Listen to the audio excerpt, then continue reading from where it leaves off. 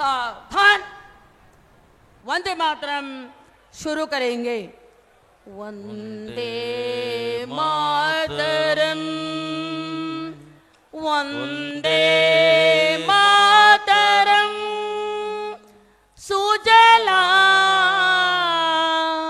सुफलाम मलयज शीतलाम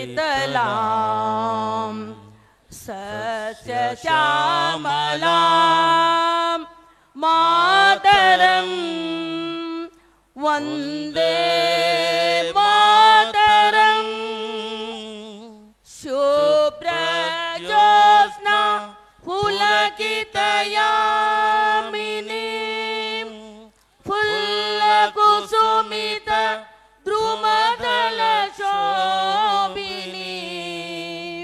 सुहासिनी सुमधुरवासिनी सुखदां वरदां मातरं। वंदे मातरं, वंदे मातरं। धन्यवाद। ಎಲ್ಲರೂ ಕುಳಿತುಕೊಳ್ಳಿ। ಭಾರತ್ ಮಾತಾ ಕಿ।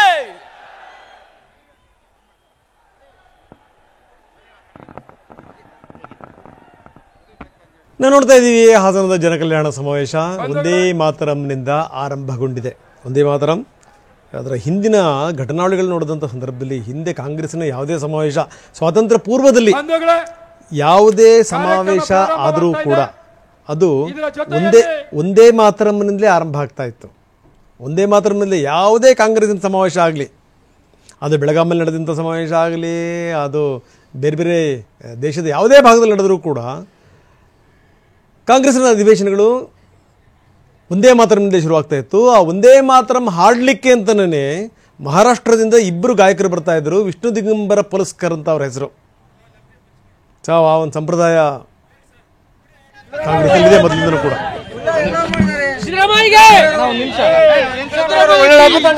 ಹೆಣ್ಮಕ್ಳಿಗೆಲ್ಲ ಬಸ್ ಫ್ರೀ ಮಾಡಿದ್ದಾರೆ, ಅವ್ರು ಒಳ್ಳೇದು ಮಾಡಿದ್ದಾರೆ.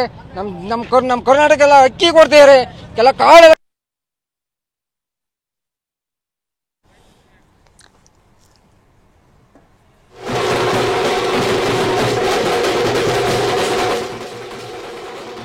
ನಾವು ನೋಡ್ತಾ ಇದ್ದೀವಿ ಅಭಿಮಾನಿಗಳು ಯಾವ ರೀತಿ ಕುಣಿದು ಕುಪ್ಪಳಿಸ್ತಾ ಇದ್ದಾರೆ ಅಂತ. ಜೊತೆಗೆ ವೇದಿಕೆ ಮೇಲಿರುವಂಥ ನಾಯಕರುಗಳು ಸೇರಿರುವಂಥ ಜನ, ಅಪಾರ ಜನಸ್ತೋಮ ಅಲ್ಲಿ ನಡೆದಿದೆ. ದೊಡ್ಡ ಮಟ್ಟದಲ್ಲಿ ಕಾರ್ಯಕರ್ತರು ಬಂದಿದ್ದಾರೆ. ಜೊತೆಗೆ ಇನ್ನೊಂದು ಕಡೆಗೆ ಕಾಂಗ್ರೆಸ್ ಕಾರ್ಯಕರ್ತರು ಸಂಭ್ರಮಿಸ್ತಾ ಇದ್ದಾರೆ.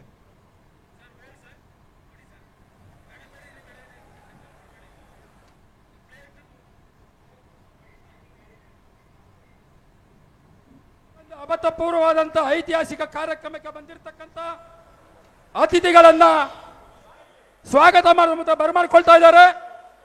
ಈ ಭಾಗದ ಜನಪ್ರಿಯ, ನಾನು ಹೇಳ್ತಾ ಇದ್ದೆ, ಈ ಕಾಂಗ್ರೆಸ್ಸಿನ ಅಧಿವೇಶನ ಅಂದರೆ ಸ್ವಾತಂತ್ರ್ಯ ಪೂರ್ವದ ಕಾಂಗ್ರೆಸ್ ಅಧಿವೇಶನ ಆಗಿನ ಕಾಂಗ್ರೆಸ್ಗೂ ಈಗಿನ ಕಾಂಗ್ರೆಸ್ಗೂ ಬಹಳಷ್ಟು ವ್ಯತ್ಯಾಸ ಇದೆ, ಪ್ರಶ್ನೆ ಬೇರೆ. ಆದರೂ ಯಾವುದೇ ಇವರ ಕಾರ್ಯಕ್ರಮಗಳಾದರೂ ಕೂಡ, ಯಾವುದೇ ಸಮಾವೇಶಗಳಾದರೂ ಕೂಡ ಅಲ್ಲೆಲ್ಲವೂ ಕೂಡ ಒಂದೇ ಮಾತರಿನಲ್ಲಿ ಶುರುವಾಗ್ತಾ ಇತ್ತು. ಅದರ ಹಿನ್ನೆಲೆಯನ್ನು ಸ್ವಲ್ಪ ಹೇಳ್ತಾ ಇದ್ದೆ, ಯಾಕೋ ಜ್ಞಾಪಕ ಆಯಿತು ಈ ಸಂದರ್ಭದಲ್ಲಿ. ಅಂದರೆ ಅಪ್ ಟು ಈ ಆಂಧ್ರ ಪ್ರದೇಶದಲ್ಲಿ ಕಾಕಿನಾಡದಲ್ಲಿ ಒಂದು ಸಮಾವೇಶ ಆಗುತ್ತೆ. ಆ ಸಮಾವೇಶದ ತನಕ ಈ ಒಂದೇ ಮಾತರಮ್ನ ಹೇಳ್ತಾ ಇದ್ರು. ಅದು ಯಾವುದೇ ಕಟ್ ಮಾಡಿದಿರೋಂಥ ಒಂದೇ ಮಾತರಮ್ನ ಹೇಳ್ತಾ ಇದ್ರು. ಅದಾದಮೇಲೆ ಅದಕ್ಕೂ ಕೂಡ ಕತ್ತರಿ ಬಿತ್ತು, ಪ್ರಶ್ನೆ ಬೇರೆ. ಈಗಲೂ ಕೂಡ ಆ ಸಂಪ್ರದಾಯವನ್ನು ಮುಂದುವರಿಸಿದ್ದಾರೆ. ಒಂದೇ ಮಾತರಮ್ನಿಂದಲೇ ಇವತ್ತಿನ ಕಾರ್ಯಕ್ರಮ ಕೂಡ ಆರಂಭ ಆಗಿದೆ.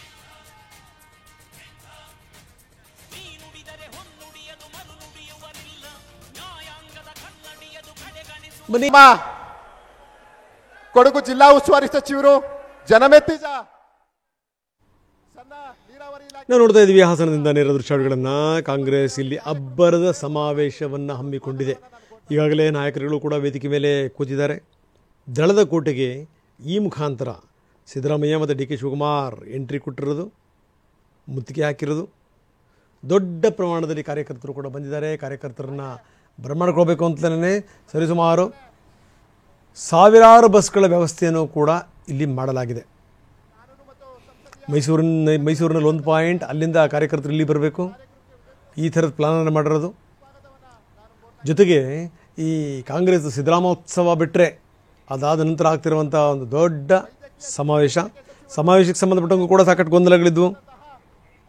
ಇದೀಗ ತಾನೇ ಡಾಕ್ಟರ್ ಮಹದೇವಪ್ಪ ಹೇಳ್ತಾ ಇದ್ರು, ಈ ಕಾಂಗ್ರೆಸ್ ಸೇರಿದಂತೆ ಶೋಷಿತ ವರ್ಗಗಳ ಸ್ವಾಭಿಮಾನಿ ಸಮಾವೇಶ ಇದು ಅನ್ನುವಂಥ ಮಾತು. ಆ ಸ್ವಾಭಿಮಾನಿ ಸಮಾವೇಶ ಇದೆಯಲ್ಲ, ಅದನ್ನು ಕೂಡ ಬದಲಾಯಿಸಬೇಕು ಅಂತ ಆಗಿ ಕೊನೆಗೆ ಅದು ಜನಕಲ್ಯಾಣ ಸಮಾವೇಶ ಆಯಿತು. ಇನ್ನು ಅವರಿಗೆ ಹಸಿರು ಶಾಲನ್ನು ಹೊತ್ತಿಸಿ ನೇಗಿಲನ್ನು ಕೊಟ್ಟು ಸ್ವಾಗತ ಮಾಡಲಾಗಿದೆ ಸಿದ್ದರಾಮಯ್ಯನವರಿಗೆ. ಮೊದಲು ನಾಯಕರು ಮಾತಾಡಾದ ಮೇಲೆ ಸಿದ್ದರಾಮಯ್ಯ ಇನ್ನು ಸ್ವಲ್ಪ ಹೊತ್ತಿಗೆ ಸಮಾವೇಶವನ್ನು ಉದ್ದೇಶಿಸಿ ಮಾತಾಡ್ತಾರೆ.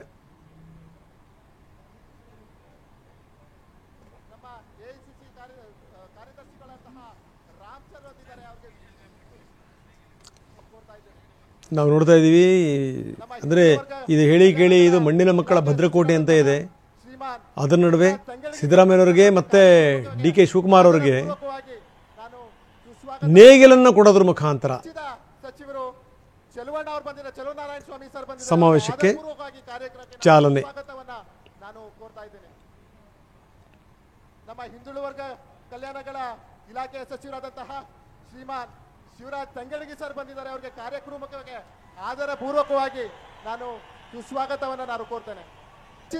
ಸಚಿವರು ಚೆಲುವಣ್ಣ ಅವರು ಬಂದಿದ್ದಾರೆ, ಚೆಲುವನಾರಾಯಣ ಸ್ವಾಮಿ ಸರ್ ಬಂದಿದ್ದಾರೆ. ಅವರಿಗೆ ಆದರ ಪೂರ್ವಕವಾಗಿ ಕಾರ್ಯಕ್ರಮಕ್ಕೆ ನಾನು ಸುಸ್ವಾಗತವನ್ನ ನಾನು ಕೋರ್ತಾ ಇದ್ದೇನೆ. ನಾವು ತೋರಿಸ್ತಾ ಇದ್ದೀವಿ ದೃಶ್ಯಾವಳಿಗಳನ್ನ. ನೇಗಿಲನ್ನ ಕೊಟ್ಟು ಅವ್ರನ್ನ ಬರಮಾಡ್ಕೊಂಡಿರೋದು ಹಾಸನದಿಂದ ನೇರ ದೃಶ್ಯಾವಳಿಗಳನ್ನು ನೀವು ನೋಡ್ತಾ ಇದ್ದೀರಿ. CM ಸಿದ್ದರಾಮಯ್ಯನವರು, ಡಿ ಕೆ ಶಿವಕುಮಾರ್. ಸಿದ್ದರಾಮಯ್ಯ ಇವತ್ತು ಭಾಳ ಉತ್ಸಾಹದಿಂದ ಇದ್ದಾರೆ. ಮುಖದಲ್ಲಿ ಆರಂಭದಿಂದ ಇಲ್ಲಿ ತನಕ ಮಂದಹಾಸ ಇದೆ. ಬಹಳ ದಿನಗಳ ನಂತರ ಈ ಥರದ್ದೊಂದು ಮುಖ ನೋಡ್ತಿರೋದು. ಯಾಕಂದರೆ ಈ ಕೇಸ್ ಆದಾಗಿನಿಂದ ಅವರ ಅಷ್ಟು ನಗ್ತಿರಲಿಲ್ಲ, ಲವಲೋಕೆ ಸ್ವಲ್ಪ ಕಡಿಮೆ ಆಗಿತ್ತು.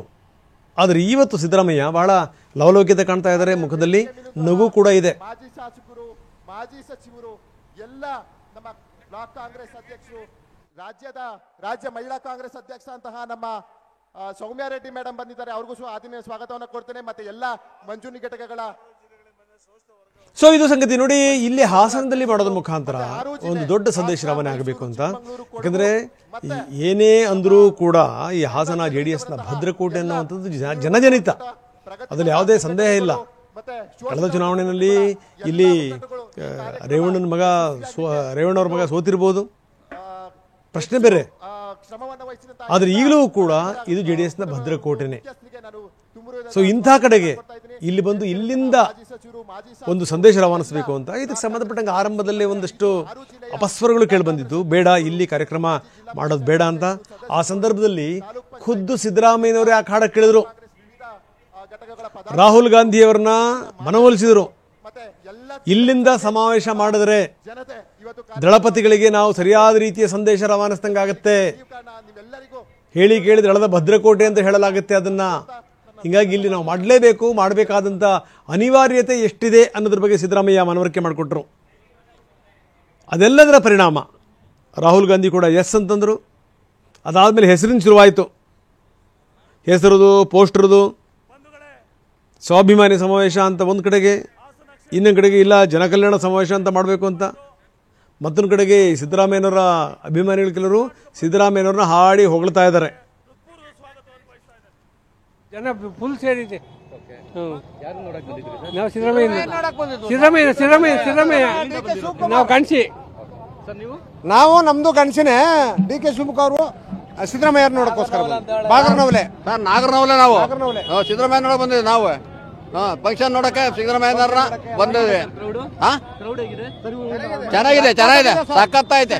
ಮೈಸೂರು ಜಿಲ್ಲಾ ಪ್ರಿಯ ಬಣ್ಣದ ಕೆ ವೆಂಕಟೇಶ್ ಅಭಿಮಾನಿಗಳು, ಸಿದ್ದರಾಮಯ್ಯ ಅಪ್ಪಟ ಅಭಿಮಾನಿಗಳು ಬೆಟ್ಟದಪುರದಿಂದ ಬಂದಿವಿ. ನಾವು ಸಿದ್ದರಾಮಯ್ಯಗೆ ಇನ್ನು 10 ಸಲ 20 ಸಲ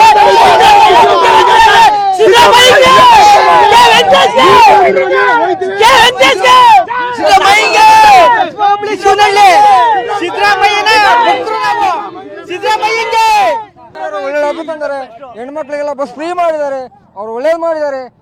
ನಮ್ಮ ಕರ್ನಾಟಕ ಎಲ್ಲ ಅಕ್ಕಿ ಕೊಡ್ತಿದ್ದಾರೆ. ಡಿ ಕೆ ಶಿವಕುಮಾರ್ ಅವರು ಹಾಗೂ ಸಿದ್ದರಾಮಯ್ಯ ನಾವು ನೋಡೋಕ್ಕಾಗಿ ಬಂದಿರೋದು.